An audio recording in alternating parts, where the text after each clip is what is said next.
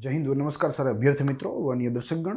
ग्रोथमोट UPSC के समसामयिक विषयों के ऊपर विशेष कार्यक्रम कंटेम्प्रेरी थ्रस्ट में मैं ध्रुव जानी आप सबका हार्दिक स्वागत करता हूं।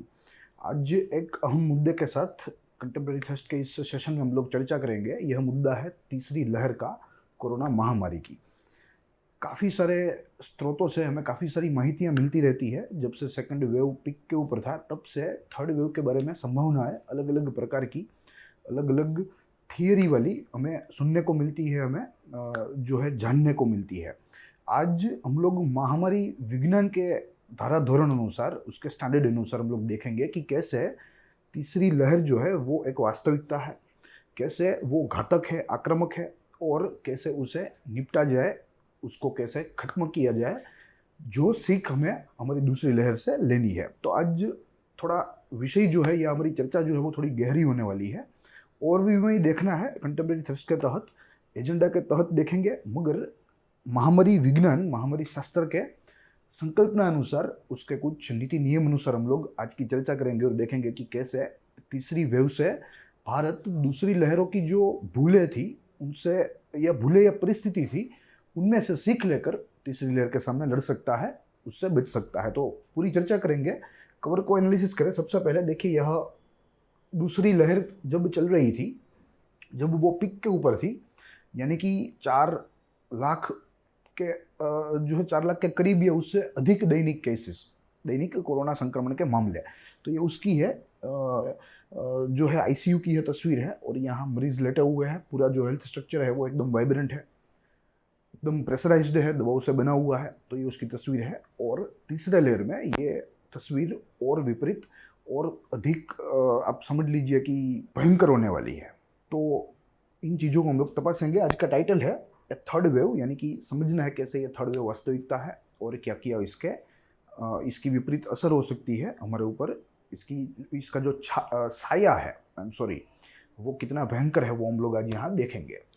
एक एजेंडे के तहत देखेंगे। जैसे आपको मालूम है, सीटी की चर्चा हम लोग एक एजेंडे के तहत करते हैं और कोई भी विषय हो उसका एक ओवरव्यू लेते हैं, उसका एक विहंग अवलोकन लेते हैं। आज यहाँ यह जो तस्वीर देख रहे हैं ये महामारी शास्त्र की है कि कैसे मनुष्यों में जो संचारी रोग है उनको रोका जाए, कैसे महामारी फैलने से बचा जाए। तो यहाँ इसका एक प्रतीकात्मक इमेज है, क्योंकि हम लोग सोशल एनिमल है, गैदरिंग्स होते हैं, हम लोग त्यौहार मनाते हैं, साथ में मिलजुल कर मनाते हैं, इंटीमेसी हम लोग साथ में जो है भुगतते हैं। तो यहाँ मनुष्यों में कैसे महामारी को फैलने से रोका जाए, उसका विज्ञान, यानी कि एपिडेमियोलॉजी या महामारी विज्ञान।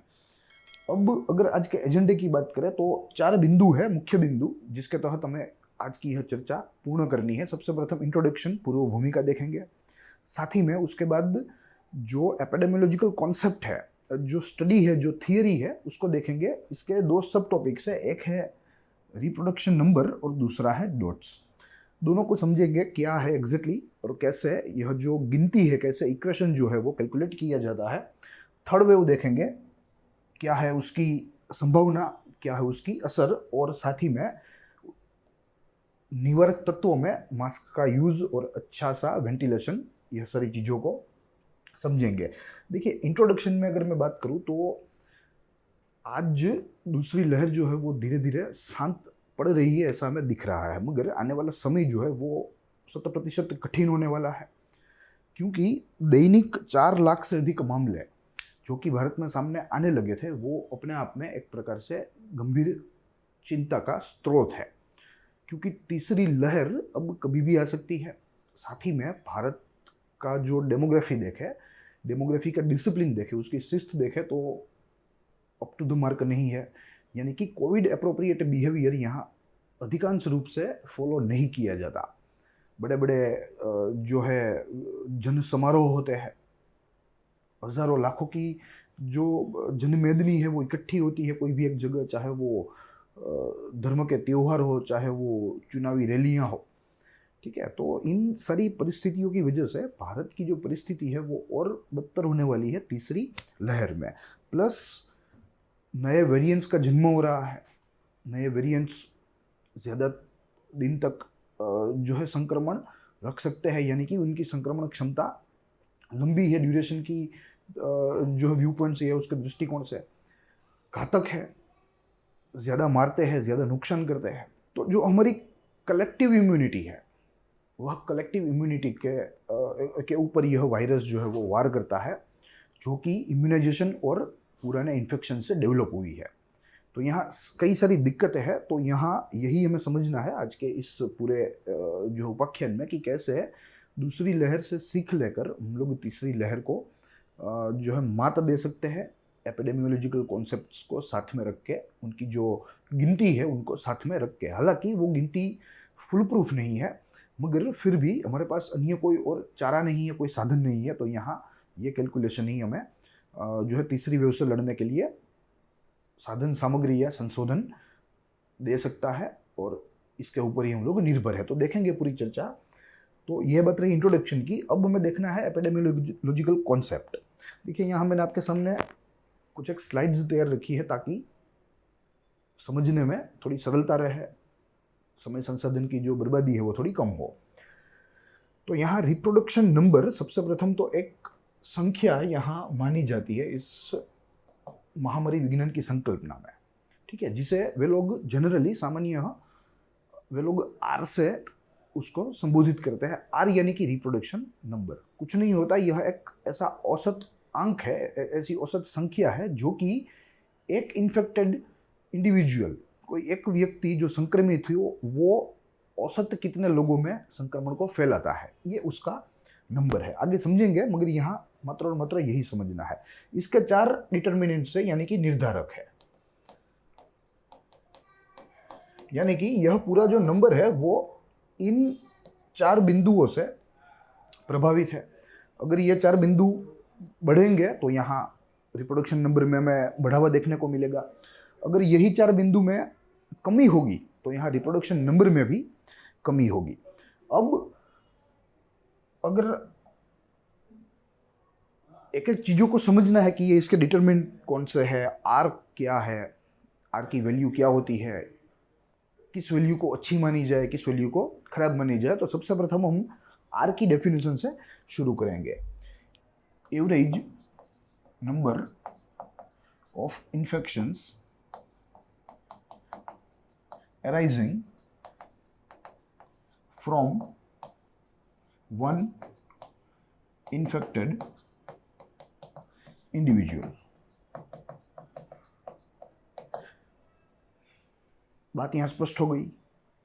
औसत संख्या कि एक संक्रमित व्यक्ति कितने लोगों में संक्रमण फैला सकता है, वो संख्या को यहां महामारी विज्ञान के इस संकल्पना में आर से संबोधित करते हैं। This is are. प्लस हमने देखा आर के 4 निवारक है, जिसे हम लोग स्पेलिंग में रख सकते हैं, which means DOTS, dots. D का मतलब होता है ड्यूरेशन, ड्यूरेशन ऑफ इन्फेक्शन।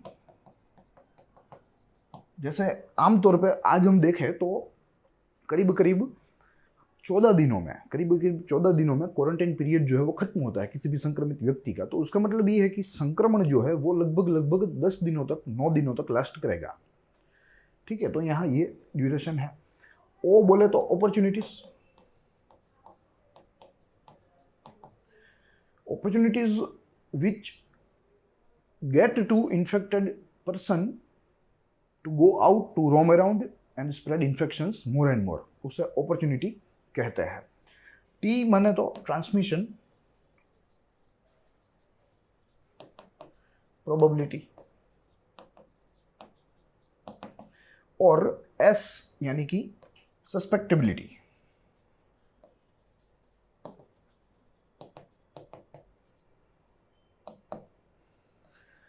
ठीक है, तो ये 4 इसके निर्धारक है जो कि इस संख्या को प्रभावित करते हैं। जैसे मैंने आपको बताया, अगर इन चारों में इजाफा हुआ तो रिप्रोडक्शन नंबर में भी इजाफा होना है, इन चारों में अगर कमी हुई तो रिप्रोडक्शन नंबर में भी कमी होगी। एक एक को हम लोग समझेंगे, क्या मुद्दे हैं, कैसे ये आर को प्रभावित करता है, कैसे वो बढ़ाता है, उसको कम करता है। मगर यहाँ अब आर की संख्या अगर हम समझने का प्रयास करें तो देखिए, if R is greater than 1 then cases are rising, और वहीं if R is smaller than 1 then cases are declining. जब R 1 से अधिक हो, when R is greater than 1 then cases are increasing. जब पीक आ रही थी भारत में दैनिक 2.5 लाख, 2.25 लाख, 3 लाख, 3.5 लाख जब केस आने लगे तो वो समय ऐसा था जब R 1 से ग्रेटर था, क्योंकि ये जो 4 निर्धारक है, ये चारों 4 निर्धारक ज्यादा थे तो वे R को प्रभावित कर रहे थे, इनकी वजह से R भी बढ़ रहा था। वहीं अब आज की बात करें तो हमें स्टडी डिक्लाइन देखने को मिलेगा, जो है मिलता है या मिल रहा है। तो यहाँ अब हम लोग ऐसा एज्यूम कर सकते हैं कि अब आज के दिन R जो है वो 1 से नीचे है, रिप्रोडक्शन नंबर जो है वो 1 से नीचे है, यानी कि कोई भी एक संक्रमित व्यक्ति औसत 1 से कम लोगों को संक्रमित करता है, यहाँ 1 से अधिक लोगों को संक्रमण हो रहा था, इसलिए मामले बढ़ रहे थे, मौतें हो रही थी। यहाँ अब धीरे धीरे एक स्थिर गिरावट हमें करीब 1.5 या 2 महीने के बाद देखने को मिली है। भारत के प्रदेश की बात करें तो यहाँ अब हम लोग कह सकते हैं कि R का मूल्य 1 से कम होगा, यानी कि कोई भी एक संक्रमण व्यक्ति एक व्यक्ति से कम व्यक्ति को संक्रमण कर रहा है औसत। तो ये इसका जो है भाव है। अब एक एक को देखेंगे। सबसे प्रथम देखिए, यहाँ ये बात समझनी है, डॉट्स यानी कि एक स्पेलिंग बनाने के लिए, एक्रोनिम का एक स्पेलिंग बनाने के लिए यहाँ डॉट्स दिया हुआ है। अब हम लोग समझेंगे इसे एक क्रम में, क्योंकि सारी चीज़ों को हम सुस्पष्ट रूप से समझ सकें, क्योंकि पहले से शुरू करेंगे तो आपको कुछ एक ऐसे तत्व होंगे जो कि यहाँ नहीं दिखाई देंगे। तो इसका जो हमारा जो अब पढ़ने का जो क्रम है वो रहेगा SOTD, यानी कि 1 2 3 4। इस क्रम में हम लोग एक एक मुद्दे को देखेंगे, समझेंगे कि क्या चर्चा यहाँ करनी होगी, क्या चर्चा करनी चाहिए। देखिए, यहाँ सबसे प्रथम है सस्केप्टेबिलिटी, यानी कि संभावना, या आप कह लीजिए कि एक प्रकार से प्रोबेबिलिटी भी कह सकते हैं, मगर यहाँ संभावना कहना उचित रहेगा। संभावना, किसकी संभावना? वस्ती की, आपके देश की, आपके प्रदेश की, राज्य की, चाहे कोई भी यूनिट हो, उसकी कितनी वस्ती, कितनी उसकी जनसंख्या कोरोना वायरस से संक्रमित होने की संभावना है, उसे सस्केप्टेबिलिटी कहते हैं। और भारत की तुलना में देखें तो काफ़ी सारे सीरो सर्वेज हुए, 3 सीरो सर्वेज गवर्नमेंट के द्वारा कंडक्ट किए गए जब से यह जो महामारी फैली है या यह वायरस का आउटब्रेक शुरू हुआ है। उनके मुताबिक कहा जा रहा है कि मात्र 25% जनसंख्या में, मात्र 25% जनसंख्या में कोरोना विषाणु के एंटीबॉडी या प्रतिरक्षी भी कह सकते हैं, प्रतिरक्षी पाए जाते हैं।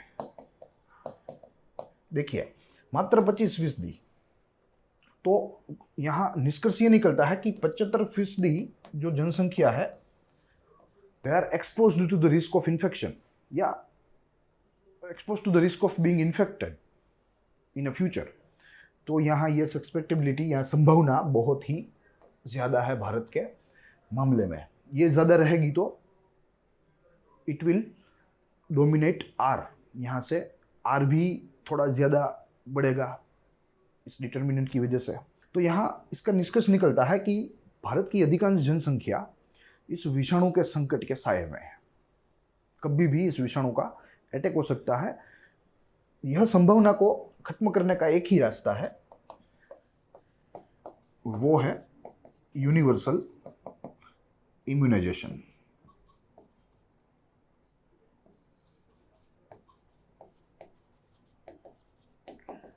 यानी कि सार्वजनिक रूप से टीकाकरण का कार्यक्रम होना चाहिए, तब जाकर हम लोग ये संभावना को खत्म कर सकते हैं। अगर ये संभावना को खत्म कर दी तो वो R में जो अपना कंट्रीब्यूशन दे रहा है वो कम हो जाएगा, R भी जो बढ़ना कम हो जाएगा, गिरना धीरे धीरे शुरू करेगा।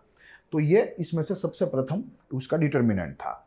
अब दूसरा डिटर्मिनेंट है opportunity of spreading by infected individuals, कि कितनी तक मिलती है, कितनी अपॉर्चुनिटी मिलती है किसी भी संक्रमित व्यक्ति को अपने संक्रमण को आगे फैलाने के लिए। क्योंकि कोरोना महामारी सबसे ज्यादा प्रभावित है सुपर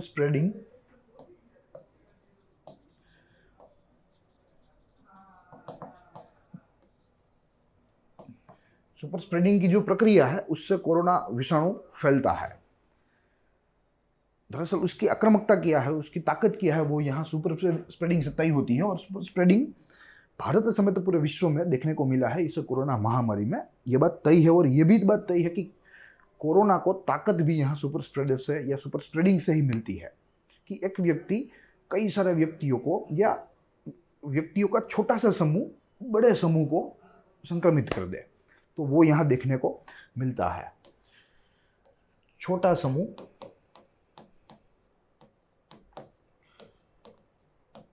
बड़ी जनसंख्या को संक्रमित करे।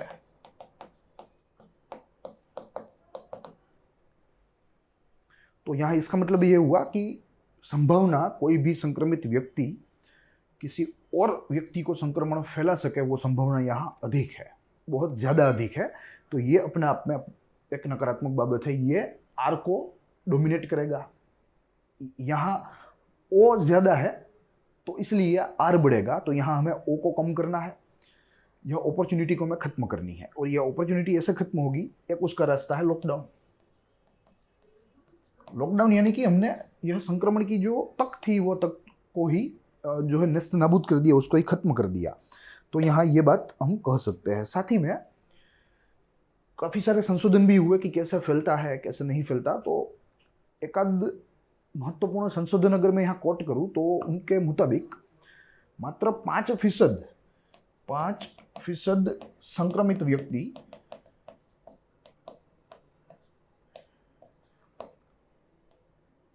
%80 नए कोरोना संक्रमण के मामलों के लिए जिम्मेदार थे। कोरोना संक्रमण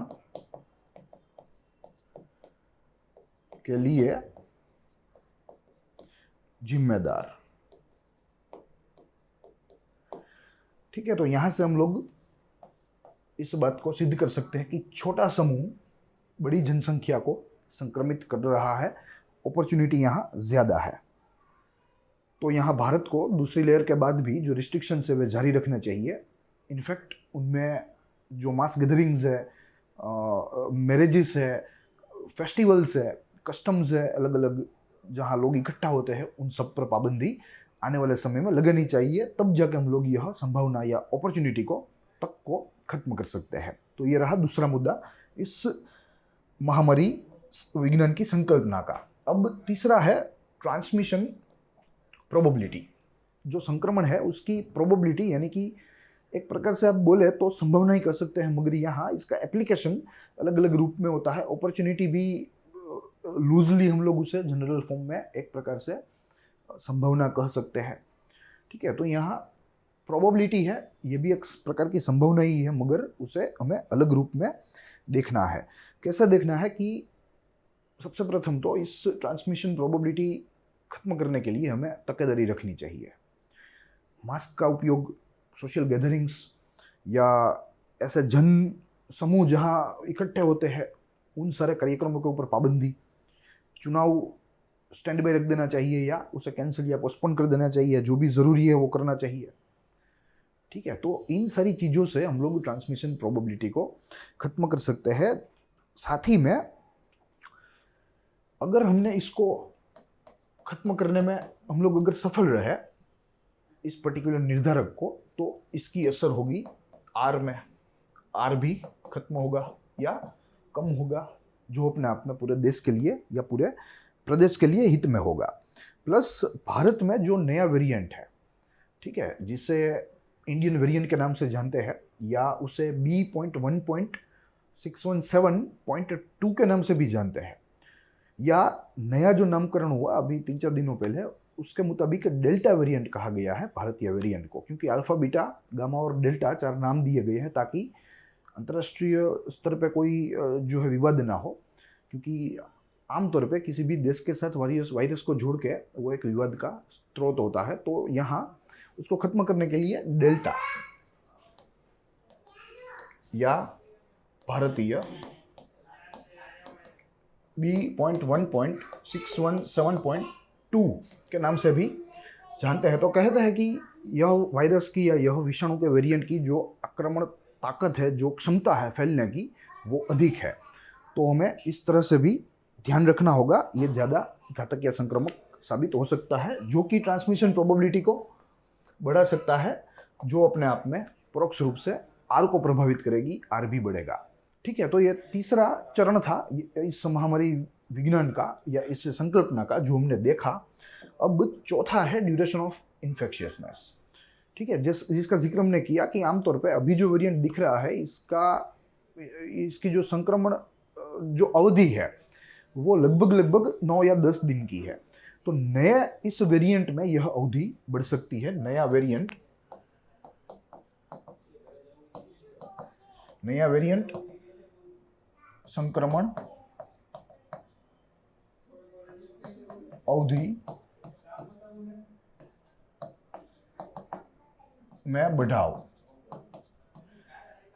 ठीक है, ये नया वेरिएंट है, तो हमें इस प्रकार की कुछ तकेदारी लेनी होगी। अगर संशोधन होकर यह प्रूव हो गया, और हमें कुछ प्रूफ मिल गए, अगर संशोधनों में यह बात सिद्ध हो गई, प्रूव हो गई कि नया वेरिएंट का जो इन्फेक्शियस ड्यूरेशन है वो ज़्यादा है, तो हमें हमारे क्वारंटीन गाइडलाइंस में भी कुछ फेरफार करने होंगे, उसको भी रिवाइज करना होगा, क्योंकि अन्य जनसंख्या का एक्सपोजर जो है वो कम हो, ज़्यादा से ज़्यादा लोगों को रक्षण मिले, एक्सपोजर ज़्यादा से ज़्यादा लोगों को कोरोना वायरस से कम रहे। तो ये ड्यूरेशन ऑफ इन्फेक्शियसनेस की बात थी। तो ये 4 निर्धारक है या ये 4 डिटर्मिनेंट्स है जो कि अपने आप में आर की वैल्यू को प्रभावित कर सकते हैं। अगर आर की वैल्यू 1 से ज़्यादा हो गई इन चारों में वृद्धि की वजह से, तो कोरोना संक्रमण के मामले बढ़ सकते हैं। और वहीं अगर ये 4 कम हो गए तो यहाँ आर की वैल्यू भी कम हो जाएगी,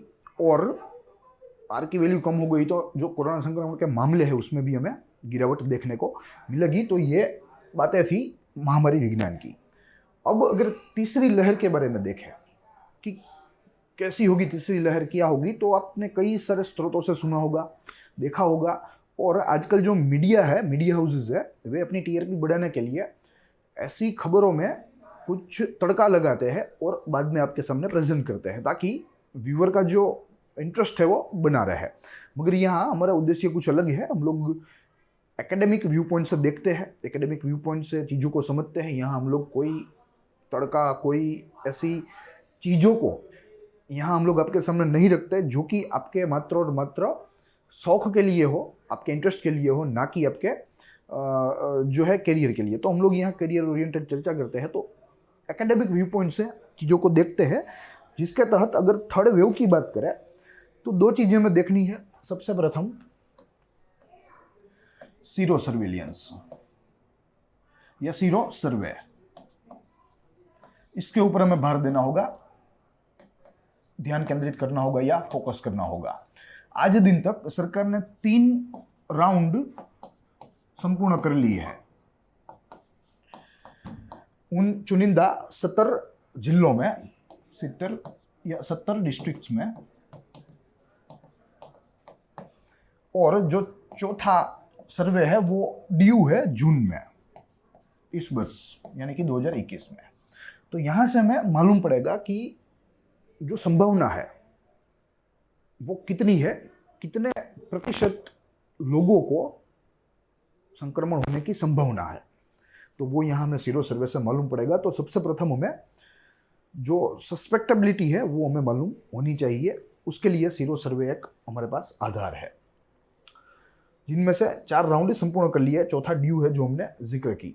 फिर यहाँ कुछ कंफ्यूजन है, कुछ डाउट है सामान्य लोगों को, मेरे और आप जैसे, जिसमें सबसे प्रथम है कि यह जो संभावना है वो काफ़ी सारे पैमानों के ऊपर तय की जाती है। जैसे जिनको इन्फेक्शन हुआ उनको अब भविष्य में इन्फेक्शन नहीं होगा, वो यहाँ माना जाता है।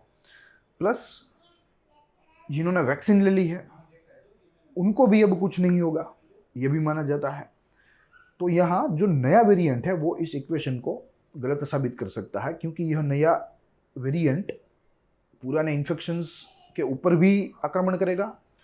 जिन्होंने वैक्सीन ले ली है उनकी एंटीबॉडी भी नए वेरिएंट्स में काम नहीं आएगी, उनके ऊपर भी आक्रमण करेगा। तो यहाँ ये एक डाउट है कि सीरो सर्वे में ये कैसे तय होगा, सीरो सर्वे को कैसे फाइनल सर्वे माना जाए, एक फाइनल रिजल्ट माना जाए कि इतने प्रतिशत आबादी को ही अब तीसरी लहर में संक्रमण होने के चांसेस है। तो यहाँ यह परिस्थिति और विपरीत में दिखाई देती है, दृश्य जो है वो साफ नहीं है तीसरी लहर का।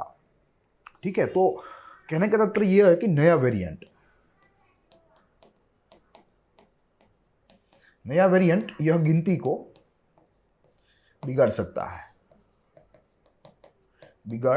है, हमारे अनुमान गलत साबित कर सकता है। साथ ही में सबसे अच्छा और सबसे टिकाऊ जो हमारे पास रास्ता है वो है इस डॉट अप्रोच को कनेक्ट करने का। We need to connect this dot approach, ताकि हम रिप्रोडक्शन नंबर का जो कांस्टेंट है R उसे कम रख सके, उसे 1 से कम रख सके, ताकि संक्रमण के मामले बढ़े नहीं, हमारे हाथ से निकले नहीं।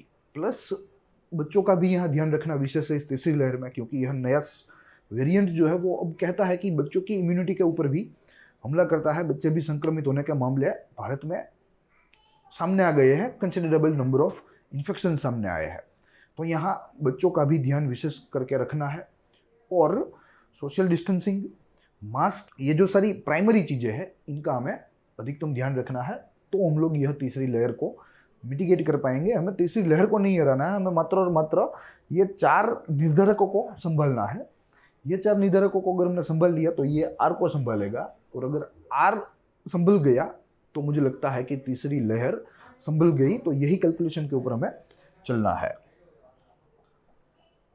ठीक है, तो ये बात रही थर्ड वेव की। अब अगर आखिरी बिंदु देखें आज के इस पूरे वाकया का, तो यहाँ मास्क यूज और वेंटिलेशन है। देखिए, वेंटिलेशन एक बहुत ही अहम रोल प्ले करता है यहाँ, क्योंकि इन्फेक्शंस जो है वे आमतौर पे अपने ही श्वासों से आजू बाजू के लोगों में फैलते हैं। क्योंकि एक बंद कमरे में 3 लोग होंगे तो एक ने जो श्वास छोड़ा है वो दूसरे के शरीर में जाने की संभावना अधिक है, मगर अगर वो वेंटिलेशन हुआ, खुली जगह हुई, तो यह संभावना कम हो जाएगी। तो यहाँ वेंटिलेशन के ऊपर भार दिया है, प्लस मास्क यूज के ऊपर भी भार दिया है। WHO भी पहले से, जब से यह महामारी शुरू हुई तब से मास्क के ऊपर भार दे रहा है। नए संशोधन आ रहे हैं, 2 मास्क से आपको जो रक्षा हो रही है वो थोड़ी बढ़ सकती है। तो यहाँ मास्क का उपयोग ज़रूरी है, वेंटिलेशन ज़रूरी है, 2 गज की दूरी ज़रूरी है। ठीक है, और कोविड एप्रोप्रिएट बिहेवियर ही हमें तीसरी लहर से बाहर निकाल सकता है, उसके सामने जीत दिला सकता है। मास्क यूज में बांग्लादेश, जो कि हमारा पड़ोसी देश है, उसने एक बहुत ही अच्छा संशोधन किया है, जिसके तहत ऐसा कहा गया है कि जब आप मास्क फ्री में आप जब डिस्ट्रीब्यूट करोगे तो लोग जो है वो मास्क को एडोप्ट भी ज़्यादा करेंगे, तेज़ी से करेंगे, और यह मास्क एडोप्टेशन से जो संक्रमण के मामले हैं उसमें हमें कमी देखने को मिलती है। तो यहाँ मास्क का यूज़ अपने आप में अनिवार्य है तीसरी लहर को जो है मिटिगेट करने के लिए, प्रिवेंट करने के लिए।